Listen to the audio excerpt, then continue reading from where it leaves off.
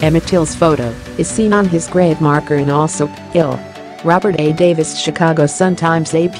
The federal government is once again investigating the brutal slaying of Emmett Till, a black teenager whose 1955 lynching put a spotlight on racial violence and galvanized the U.S. civil rights movement. The Justice Department told Congress in a report submitted in March that it has reopened the investigation into Till's death after receiving new information. The report, with a title bearing the name of laws inspired by Till's death, did not specify what new information investigators have and did not share other details, citing a pending investigation. The Justice Department declined to comment Thursday after the Associated Press first reported that the cold case investigation had been reopened. Till, a 14-year-old from Chicago, was visiting relatives in rural Mississippi when he was accused of whistling at and making sexual advances on a white woman, Carolyn Bryant.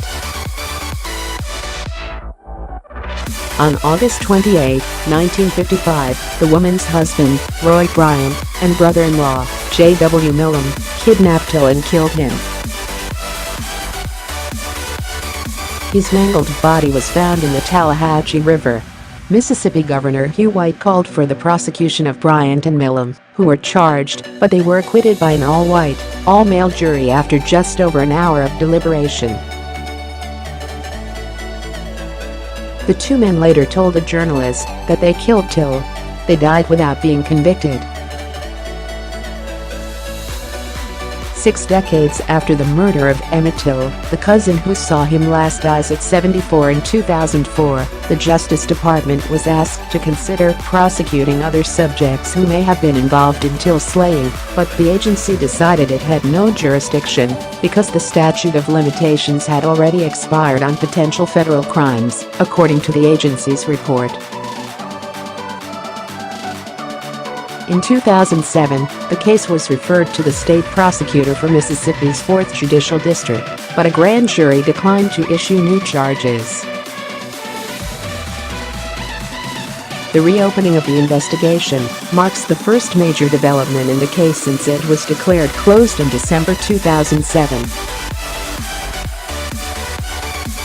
10 years ago, Carolyn Bryant, now Carolyn Donham, broke her decades-long silence in an interview with historian Timothy B. Tyson told the AP last year that Donham had told him in 2008 that Till never made physical and verbal advances toward her. "She told me that nothing that boy did could ever justify what happened to him," Tyson told the AP. Tyson wrote about the interview in his book, The Blood of Emmett Till, which was published last year.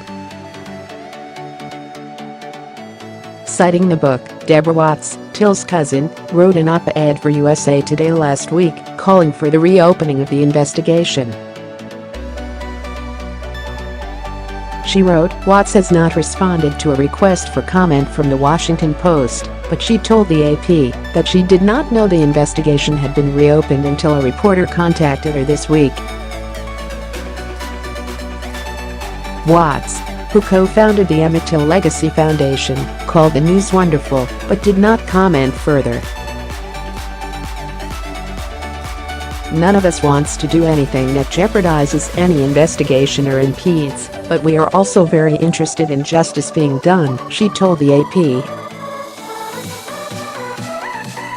Why Congress failed nearly 200 times to make lynching a federal crime. Donham, who is now in her 80s, lives in Raleigh, N.C. The Post was unable to reach her Thursday, but the AP reported that a man who answered the door at her home said, "We don't want to talk to you." The Rev. Jesse Jackson went on Twitter on Thursday morning, saying the United States must pass an anti-lynching law in memory of Till and other black men, women, and children who had been lynched. As the Post's Aaron B. Logan reported, lawmakers have tried numerous times to address lynching on a federal level. None of their efforts have been successful, according to anti-lynching legislation introduced this year by 3 black senators. If the Justice for Victims of Lynching Act of 2018 passes, lynching would finally become a federal crime, Logan reported.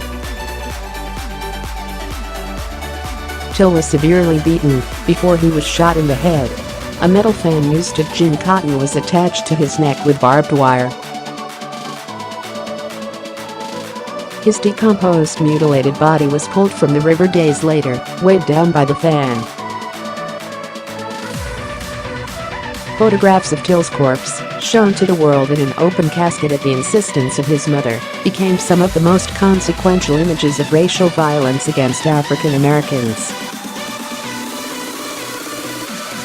Till's body was taken to Chicago, where thousands waited in line to see him. Aaron B. Logan contributed to this report. Read more: how Coretta Scott King and JFK joined forces and helped change the Democratic Party. The story of Donald Trump's grandfather, who came to the U.S. as an unaccompanied minor. Albert Einstein decried racism in America. His diaries reveal a xenophobic, misogynistic side.